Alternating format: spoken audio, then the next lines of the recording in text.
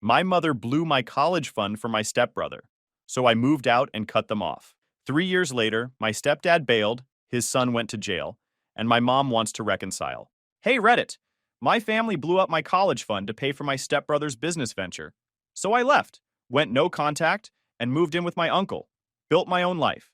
3 years later, my mother called. Here's what went down. So this story starts when I'm 8 years old, standing next to a hospital bed watching my dad die of cancer. Heavy shit, right? But here's the thing. My dad was a fucking legend even while dying. 3 days before he kicked the bucket, he called me over and handed me a bank book. This is your college fund, kiddo, he said, his voice all raspy from the chemo. Started it the day you were born. There's $28,000 in there now, and your mom's gonna keep adding to it until you're ready for college. This is your future. Don't let anyone touch it. I was 8. I didn't understand money or college or much of anything, really, but I understood promises, and my dad never broke a promise. He died 2 days later. Mom was devastated, obviously. Single mother with an 8-year-old kid, working as a nurse, trying to figure out how to be everything at once. But she kept that promise religiously. Every birthday, every Christmas, every time she got a raise, money went into that account. We'd made it into this ritual where she'd show me the balance, and we'd talk about what I wanted to study. Your dad would be so proud, she'd say. He always said you were going to be something special. By the time I hit high school, that account had grown to over $60,000. Dad's initial investment, plus mom's contributions, plus compound interest. It was my security blanket, my guaranteed ticket out of our working-class neighborhood. While other kids worried about college debt, I knew I was covered.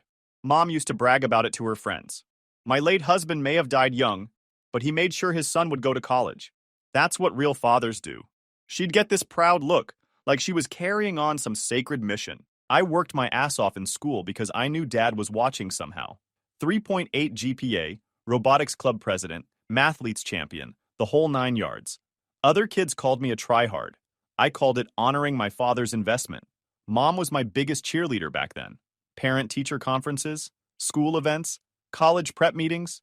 She was always there, always supportive. We're going to get you into the best engineering school money can buy, she'd say. Your dad would settle for nothing less. This went on for years. Mom and me against the world, building toward my future, protecting Dad's legacy. Every deposit slip was like a love letter from beyond the grave. Every conversation about college was like, Dad was still there, still planning, still believing in me. Man, was I naive. I thought loyalty was genetic. I thought promises outlived the people who made them. I thought my mother understood that stealing from that account would be like pissing on my father's grave. I was wrong about all of that. When I turned 15, Mom started dating again. Fine, whatever. She deserved to be happy, and I wasn't some mama's boy who couldn't handle her having a life. But Jesus Christ, did she have to pick such a walking stereotype? Enter Richard Morrison. And yeah, that's his real name because fuck protecting this asshole's identity. Richard was everything my dad wasn't. Dad was quiet, thoughtful, the kind of guy who read books and taught me chess. Richard was loud, controlling, and had opinions about everything despite knowing nothing about anything. He managed a cell phone store. Not owned, managed. At 45 years old, this was his peak achievement. He drove a leased BMW he couldn't afford, wore gold chains like he was auditioning for a mob movie, and called everyone chief or buddy in that condescending way that immediately tells you someone's an insecure dickhead. But Mom ate it up. Richard had this way of making her feel taken care of after years of handling everything alone. He'd swoop in with his loud voice and bigger presence, making decisions about restaurants and TV shows and weekend plans. Mom mistook his pushiness for leadership. It's nice having a man around the house again, she'd say, which was basically a kick to my dead father's memory. Richard came with baggage. His 16-year-old son, Ian. Ian was like if you took every entitled suburban kid stereotype and concentrated it into pure asshole essence. This kid had never worked a day in his life, but somehow always had money for expensive sneakers and the latest iPhone. He had this smugness that screamed, "Daddy fixes all my problems." Ian failed everything, but acted like school was beneath him. I'm more of an entrepreneur, he'd say, which meant he sold vape cartridges to middle schoolers and called it business experience. The kid couldn't pass basic math but talked about his future empire like he was the next Elon Musk. The worst part about Ian wasn't just his laziness, it was his complete lack of self-awareness. This kid would blow off homework to play video games, then lecture me about working smarter, not harder, while I studied for AP calculus. He'd borrow 20 bucks for lunch money and never pay it back, then complain about how the system was rigged against entrepreneurs like him. From day one, Richard tried to establish dominance in our house. Started rearranging furniture, criticizing how Mom ran things, making suggestions about my schedule and activities. The boy spends too much time studying, he'd tell Mom. Kids need balance, sports, social activities. All this book learning is making him soft. Software right. Because apparently grinding toward a 4.0 GPA was somehow less masculine than Ian's hobby of getting suspended for vaping in the bathroom. Richard also had weird hang-ups about money. He'd make comments about our modest lifestyle and how a real man provides better for his family. Never mind that Mom owned the house outright, thanks to Dad's life insurance, and had been managing fine for years. Richard needed to be the provider, even though he was basically a broke middle manager playing dress-up. The control got worse after they got married. Suddenly, Richard had opinions about everything. What groceries we bought, what shows we watched, how late I could stay up on weekends. He installed himself as the man of the house and expected everyone to fall in line. Your mother has been doing this alone too long, he'd say. Time for some structure around here. Structure. Like Richard's idea of order was somehow superior to the system that had worked perfectly fine for 7 years. Ian, meanwhile, was a one-man wrecking crew. He'd eat food Mom bought specifically for my school lunches, use my computer without asking, take my chargers, and never return them. When I'd complain, Richard would hit me with that boys will be boys bullshit. You need to learn to share, Richard would say. Ian's your brother now. Family shares everything. Brother. Right. Because living in the same house for 5 minutes made us family. The breaking point came when Ian borrowed my graphing calculator for a math test and managed to lose it. This thing cost $120, and I needed it for my AP classes. When I asked where it was, Ian shrugged and said he probably left it somewhere. Richard's response? These things happen. Maybe you shouldn't have let him borrow it. The worst part was watching Mom change. She'd gone from being my teammate to being Richard's lieutenant. Decisions that used to be ours were now Richard's. College planning sessions turned into family discussions, where Richard's opinion somehow mattered as much as mine. We should look at more affordable options, Richard would say. In-state schools. Maybe community college first to save money. From the guy who leased a BMW and bought $200 sneakers for his failure son every month. I started keeping track of the little power plays, the control moves, the way Richard was slowly taking over our lives. But I figured it was temporary adjustment stuff. New family dynamics. Everyone finding their place. I had no idea he was already planning to loot my future. Junior year is when Richard really showed his true colors. I'm 17, working part-time at a local computer repair shop, saving money for college expenses beyond tuition. Good kid doing good things, right? Wrong. Richard saw my paychecks as an opportunity. You know what, Tyler?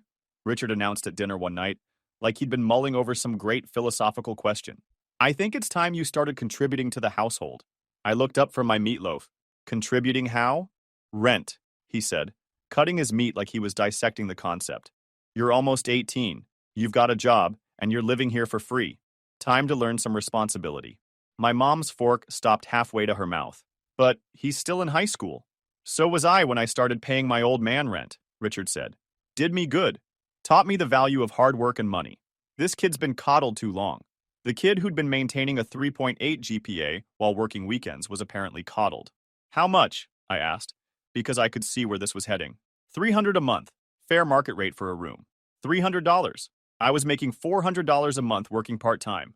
Richard wanted 75% of my income as rent for living in the house my mother owned, in the room I'd been sleeping in since I was 8 years old. That's insane, I said. I'm in high school. I'm saving for college. Richard's face hardened. Life's expensive, Chief. Better you learn that now than later. Besides, Ian's been helping out around here too. Ian's idea of helping was occasionally taking out the trash after being asked 6 times. But somehow my academic achievements and actual job weren't enough contribution. Mom looked uncomfortable but didn't back me up. Maybe we could work out something smaller. $300, Richard said firmly. That's what adults pay for housing. I wasn't an adult when they needed me to babysit Ian, or help with chores, or maintain perfect grades to make the family look good. But I was an adult when they wanted my money. Richard wrapped this obvious money grab in life lessons about responsibility and preparation for the real world. Like paying rent to live in my own home was somehow character building. Your real dad would want you to learn financial responsibility, Richard had the balls to say. The man who died specifically to make sure I wouldn't have financial stress in college. Richard was using my dead father to justify robbing me. Ian, of course, wasn't paying rent. Different situation, Richard explained. Ian's grades need work. Can't burden him with financial stress while he's struggling academically. Right. Ian got a free ride because he was failing, but I had to pay rent because I was succeeding. The logic was flawless. I tried to appeal to Mom privately, found her folding laundry one evening, and laid out the math. $300 in rent meant I'd have $100 a month left over. No savings, no emergency fund, no extra money for college applications or SAT prep materials. I know it seems like a lot, she said, not meeting my eyes. But Richard thinks it's important for your development, and we could use the help with household expenses. The woman who'd managed fine as a single mother for 8 years suddenly needed her high school son's rent money to make ends meet. What about my college fund? I asked. Dad specifically set that up so I wouldn't have financial stress. The college fund is for college, she said. This is about learning to be an adult. I paid the first month's rent because I didn't have a choice. Handed over $300 of my hard-earned money to live in my own bedroom. Richard made a big show of giving me a receipt, like this was some legitimate landlord-tenant transaction. See? It wasn't so hard, and he said. You'll thank me for this someday. Ian smirked from the couch where he was playing video games on the PlayStation Richard had bought him for Christmas. Welcome to the real world, bro. Yeah, sure. Where failing students lived rent-free while honor students got financially extorted by their own families. That's when I started documenting everything. Every rent payment, every bullshit justification, every double standard. I kept receipts, recorded conversations, and noted every time Ian got a pass for behavior that would have gotten me punished. I also started planning my escape. Because if Richard wanted to treat me like a tenant instead of a stepson, I'd start thinking like a tenant. And tenants don't stick around when the rent's too high and the landlord's an asshole. What I didn't know was that the rent was just the appetizer. Richard was already eyeing the main course, my college fund. Senior year, acceptance letters started rolling in. MIT said yes. Freaking MIT. The dream school my dad and I had talked about since middle school. The place where real engineers were made. I was floating on air for about 12 hours. Then came the financial reality check. We need to talk about college costs, Mom said, sitting me down at the kitchen table with a stack of papers. These schools are more expensive than we expected. Like college costs were some mysterious force that had suddenly changed overnight. MIT's total cost was about $75,000 a year. Expensive as hell, but the college fund was sitting at $78,000 thanks to Dad's early start and Mom's years of contributions. With my part-time job savings and some financial aid, it was doable. Tight, but doable. Let me log into the account and see exactly where we stand, I said, pulling out my laptop. The look that passed between Mom and Richard should have been my first clue. Quick panic, like they'd been caught at something. Actually, Mom said, her voice weird and strained, there have been some changes to the account recently. Changes. What kind of changes? I logged in anyway, and that's when my world exploded. Balance, $23,847. I stared at that number for a full minute, thinking there had to be some mistake. Some banking error, some wrong account, some glitch in the system. There should have been nearly $80,000. There was less than $24,000. What the fuck happened to my money? I said, my voice deadly quiet. Language, Richard snapped, but I was way past caring about his house rules. Where's my college fund? I asked again, looking directly at Mom. That's when the excuses started flowing. Ian had needed emergency funding for a special program. Richard's store had hit some rough patches, and they'd needed to borrow against the account temporarily. There had been some medical expenses not covered by insurance. All lies. All obvious, desperate lies told by people who'd been caught red-handed, stealing from me. How much? I asked. How much what? Mom said, still playing dumb. How much did you steal for Ian? Richard's face went red. Nobody stole anything. We borrowed from family resources to help another family member. It's called priorities. Right. Ian's priorities had cost me $54,000 of my dead father's money. That's when Ian himself wandered in from the living room, probably drawn by the raised voices. He took one look at my laptop screen and had the balls to smirk. Oh, that, he said casually. Yeah, Dad helped me get into this entrepreneurship program. It's like college, but better. More hands-on, real-world experience. Cost a bit up front, but I'll make it back easy. I found out later this program was basically a pyramid scheme selling energy drinks and motivational courses. Ian had blown through $54,000 of my inheritance in 8 months learning how to scam people. The business, involved buying overpriced inventory, attending weekend seminars led by guys in cheap suits, and pestering everyone you knew to join your team. Ian actually tried to recruit me once, about a month before I discovered the theft. Came into my room with this glossy brochure and started pitching me on passive income streams and being your own boss. I told him it sounded like a scam. He called me a wage slave who didn't understand business. You can still go to college, Mom said desperately. Just maybe somewhere more affordable. The state school has a good engineering program. State school. After maintaining a 3.8 GPA, after getting into MIT, after working my ass off for years, they wanted me to settle for state school because they'd pissed away my college fund on Ian's get-rich-quick fantasy. You promised, I said, looking at Mom. You promised Dad you'd protect that money. You promised me it would be there when I needed it. Plans change, Richard said. Life happens. You'll figure something out. Smart kids always do. Like my intelligence somehow made their theft acceptable. Ian needed a chance, Mom said. And she was crying now. He was struggling, and this program could change his life. You've got options, you've got scholarships. I had options because I'd worked for them. Ian had gotten a free ride because he was a screw-up who needed chances. I closed my laptop and looked at these people who I'd thought were my family. Mom, who'd broken the most sacred promise she'd ever made.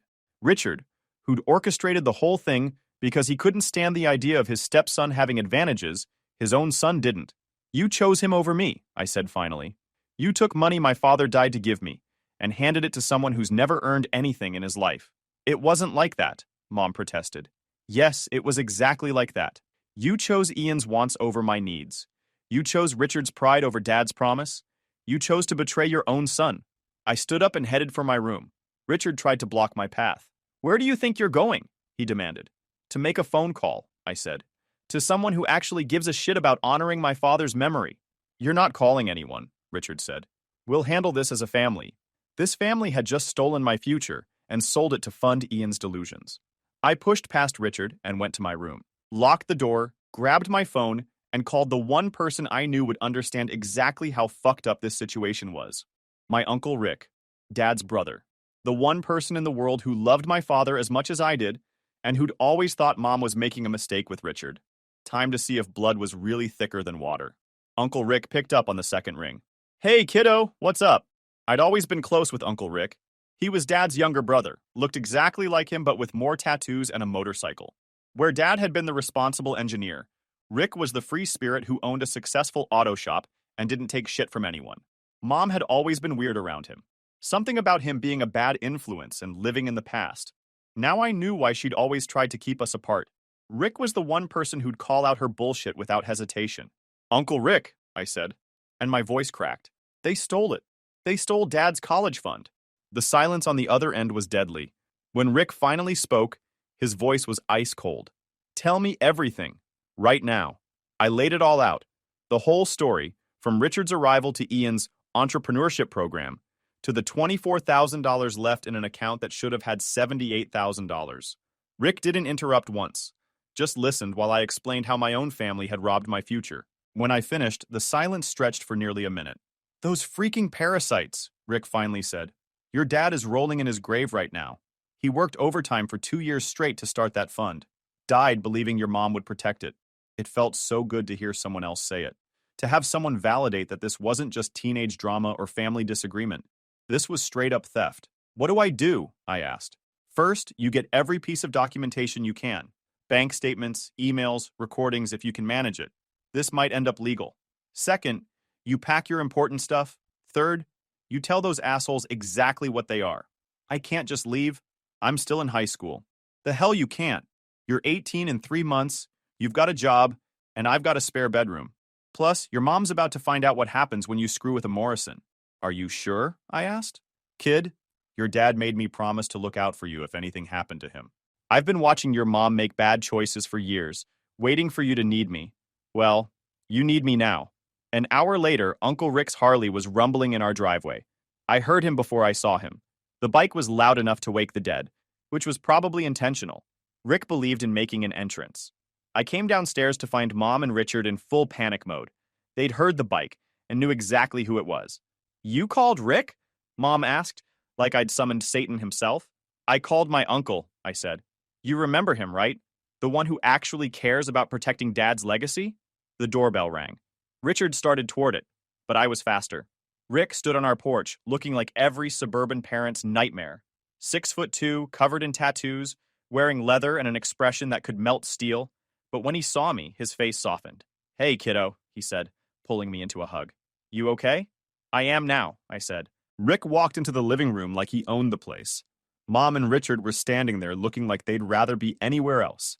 "Patricia," Rick said to my mom, his voice polite but with an edge that could cut glass. "Richard, heard you've been playing fast and loose with my brother's money. Now wait just a minute," Richard started, puffing up. Rick looked at him the way you'd look at a particularly annoying insect. "No, you wait. You and your worthless son just stole $54,000 from this kid. Money his father died to give him. So here's how this is going to work." Richard opened his mouth to argue, but Rick held up a hand. "I'm talking now. You screwed up. You took money that wasn't yours, gave it to a kid who's never earned anything in his life, and broke a promise to a dead man. Now you're going to face the consequences." "That money was for the family," Mom said, finding her voice. "Ian is family now." Rick laughed, but there was no humor in it. "Family? Ian's been here, what, 3 years? Tyler's been your son for 18? But somehow the kid who just showed up gets the inheritance?" "It's more complicated than that," Richard said. "No, it's not. It's simple as hell. You're a broke loser who married a woman with money in the bank, then convinced her to steal from her own kid to fund your son's bullshit. You're a parasite, and parasites eventually get cut off." The room went dead silent.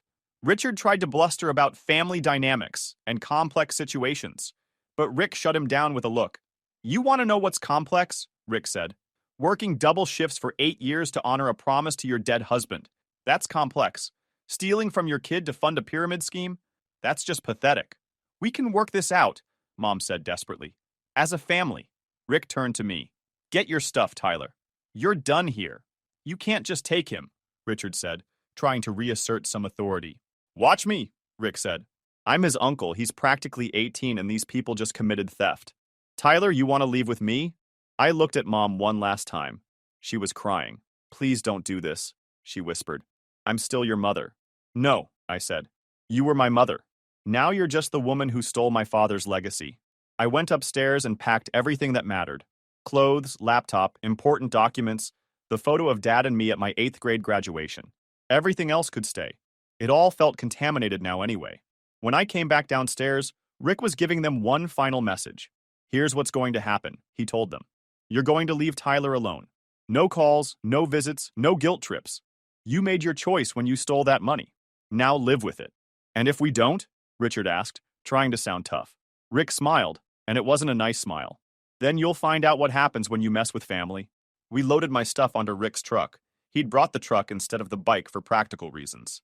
As we pulled out of the driveway, I looked back at the house where I'd grown up, where I'd planned my future. "You made the right choice, kid," Rick said. "Your dad would be proud as hell." For the first time in months, I believed that was true. Living with Uncle Rick was like discovering what a real family felt like. No manipulation, no control games, no double standards. Just straight talk and mutual respect. Rick treated me like an adult, probably because I'd been forced to become one. His house was small but comfortable. A 2-bedroom place near his auto shop, with a garage full of motorcycle parts and classic car projects. My room was basically his office converted with a bed and desk, but it felt more like home than my old house had in years. "Rules are simple," Rick told me the first night. "Keep your grades up, help out around the shop when you can, and don't bring any drama to my door. Everything else, we'll figure out as we go. No rent, no arbitrary restrictions, no stepbrother eating my food or using my shit. Just basic respect and common sense." When I offered to pay rent, Rick laughed. "Your dad would beat my ass if I charged his kid to live here," he said. "You want to contribute? Get good grades and help me rebuild that Camaro engine. That's payment enough." I threw myself into school and work with laser focus. Graduated valedictorian, which felt like a massive middle finger to everyone who'd thought stealing my future would break me. Rick was in the front row at graduation, hooting and hollering like I'd just won the Super Bowl. MIT was still out of reach financially, but I'd applied to other schools with my new sob story about family theft. Turns out colleges love underdog narratives, especially when they're well documented. I got into a solid engineering program with enough financial aid to make it work. Rick helped me set up a new bank account that only I had access to. "Never again," he said. "Your money, your control, your future." I also got a better job working at Rick's shop. Turns out all those years of studying had given me a good technical foundation, and Rick was happy to teach me the practical side. I was making twice what I'd made at the computer store, and actually learning skills that would matter in the real world. The best part was that Rick kept me updated on the family drama I'd left behind. He had ways of finding things out: small town networks, mutual friends, the occasional reconnaissance mission disguised as business trips. Ian's entrepreneurship program had collapsed exactly like anyone with two brain cells could have predicted. Pyramid schemes always do. He'd blown through all the money, failed to make anything back, and was now living at home unemployed and bitter. The $54,000 might as well have been flushed down the toilet. Richard and Mom's marriage was cracking under the financial pressure. Turns out when you base a relationship on shared delusions, reality has a way of breaking things apart. Richard was working extra hours trying to cover the bills, Mom was working double shifts to make up for the missing college fund money, and Ian was contributing exactly nothing except attitude and increasingly serious drug habits. "They're drowning," Rick reported after one of his intelligence-gathering missions. "Richard's talking about declaring bankruptcy. Your mom's picked up a third job, and Ian got arrested for shoplifting." It should have felt satisfying. Instead, it just felt inevitable. You can't build a life on stealing from others and expect it to last. Meanwhile, I was thriving. College was challenging but manageable. My grades were good, and I was making connections that would matter for my career. I'd also started dating Sarah, a pre-med student who thought my family drama story was kind of badass, actually. Sarah was smart, driven, actually going somewhere in life. When I told her about the college fund theft, she got genuinely angry on my behalf.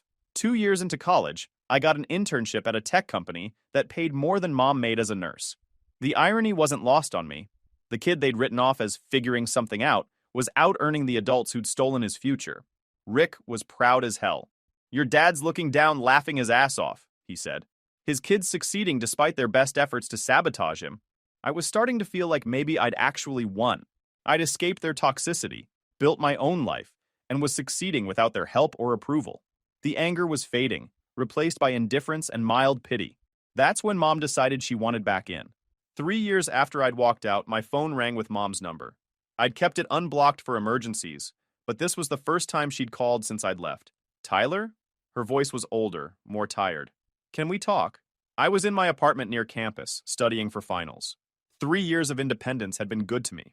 I was confident, successful, and completely unburdened by their bullshit drama. "What's up, Patricia?" I said, using her first name deliberately. "I know you're angry with us," she started. "I'm not angry," I said, which was true. "Anger implies I still care enough to be affected by your choices. I don't." Another pause. I could hear her breathing, probably trying to figure out how to spin whatever crisis had prompted this call. "Richard and I are getting divorced," she said finally. "Congratulations. Smart choice about 3 years too late. It's been hard. Ian's been in and out of jail. Drug possession, theft, probation violations. Richard lost his job and moved in with some woman across town. I'm working 3 jobs just to keep the apartment. Apartment. She'd lost the house. The house Dad's life insurance had paid for. The house that should have been secure forever. Somehow that didn't surprise me. "That's rough," I said, my voice completely flat. "I made mistakes," she continued. "I know that now. I should have protected your college fund. I should have put your needs first. I was trying to hold the family together, but I ended up destroying it instead." She was hitting all the right notes. Too bad it was about 3 years and $54,000 too late. "Why are you calling me?" "I want to make things right. I want my son back. Your son is Ian. You made that choice when you stole my college money to fund his party lifestyle. That's not... I never stopped loving you. You're my firstborn, my baby. I think about you every day. Think about me every day." Right. For 3 years, she'd thought about me every day, but never once reached out to apologize, never tried to make amends, never showed any interest in my life or success. Now that her other choices had blown up in her face, suddenly I mattered again. "I know I have no right to ask," she said, and I could hear her crying. "But I need help. I'm about to lose the apartment. I can't afford Ian's lawyer fees. I'm drowning, and I don't know where else to turn." There it was. The real reason for the call. She needed money. "Let me get this straight," I said. "You stole my college fund to enable Ian's failures. That money is gone forever. Ian's now a drug addict criminal. Richard abandoned you when things got tough. And now you want me to bail you out of the consequences of your own choices. I know how it sounds. It sounds like you learned nothing. You're still putting Ian's needs above mine. You're still asking me to sacrifice for people who've never sacrificed for me. You're successful now. You're in college. You've got a good job. You don't need. I don't need what? A mother who keeps her promises? A family that doesn't steal from me? Basic loyalty from the people who raised me? You're right, I don't need those things. Because I never had them. The silence stretched between us. I could hear her breathing, probably calculating how much money would solve her problems, wondering if there was some angle she hadn't tried yet. I could pay you back, she said finally. If you could just help me get back on my feet, I could pay you back everything. With what money? She was working 3 jobs just to afford an apartment. Ian was costing her lawyer fees instead of contributing anything. Richard had bailed with whatever assets they'd shared. Your father would want you to help the family, she said finally. And there it was, the nuclear option. Using my dead father to guilt me into funding the people who'd betrayed his legacy. Don't, I said, my voice turning dangerous. Don't you dare use Dad to justify this. Dad would be disgusted by what you've become. He'd be ashamed that you broke the promise you made to him. Please, Dad's dead, Patricia. Has been for 10 years. You don't get to speak for him, especially not to ask for money. You'll probably just give to Ian anyway. I stood up and walked to my window, looking out at the campus where I was building my future. My future, paid for with my own work, protected by my own choices, free from their dysfunction. Here's what's going to happen, I said. Nothing. You made your choice 3 years ago when you stole my inheritance. Now you get to live with those choices. I can change. No, you can't. Because change requires understanding what you did wrong, and you still don't get it. You still think this is about money or forgiveness or family reconciliation. It's not. It's about consequences. You're my son. No, I'm not. I'm the kid who escaped your toxicity and built something better. But I'm not your son. Sons get protection and loyalty. I got robbed and betrayed. I could hear her sobbing now, but it didn't move me the way it might have once. 3 years of independence had taught me that tears without change are just manipulation. I'm hanging up now, I said. Don't call again. Don't show up at my apartment. Don't try to contact me through Rick or anyone else. You wanted Ian so bad? You've got him. Enjoy the consequences. Tyler, please. I hung up and immediately blocked her number. 10 minutes later, Rick called.